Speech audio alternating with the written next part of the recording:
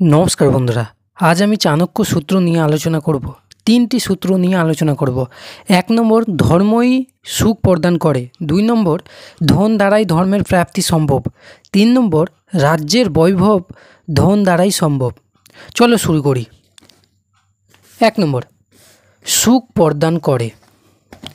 ধর্মই সুখ প্রদান করে এর মানে হচ্ছে, যে ব্যক্তি নিজের কর্তব্য ঠিকমতো পালন করে, অন্যায় কাজ থেকে নিজেকে বিরত রাখে, অন্যের উপকারে আসে, সেই জীবনে সত্যিকারের শান্তি ও সুখ পায়। 2 নম্বর হচ্ছে, ধন দ্বারাই ধর্মের প্রাপ্তি সম্ভব। এর মানে হচ্ছে, তুমি যদি ধর্ম অর্থাৎ ভালো কাজ, সৎ জীবন, সামাজিক দায়িত্ব পালন করতে চাও, তাহলে তার জন্য কিছু না কিছু অর্থ দরকার পড়ে।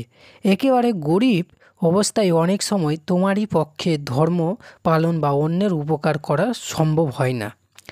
3 নম্বর সূত্র হচ্ছে, রাজ্যের বৈভব ধন দ্বারাই সম্ভব। যে রাজ্যের অর্থভাণ্ডার পূর্ণ, যেখানে সম্পদ আছে, সেই রাজ্যই উন্নত, শক্তিশালী ও মর্যাদাবান হতে পারে। অর্থাৎ রাজ্যের প্রশাসন, সেনাবাহিনী, শিক্ষা, স্বাস্থ্য, উন্নয়নমূলক কাজ সব কিছুই ঠিকমতো চালাতে গেলে ধন বা সম্পদের দরকার হয়। ভিডিওটি যদি ভালো লেগে থাকে তাহলে লাইক, সাবস্ক্রাইব করে দিও আর কমেন্ট করে জানিও কেমন হলো।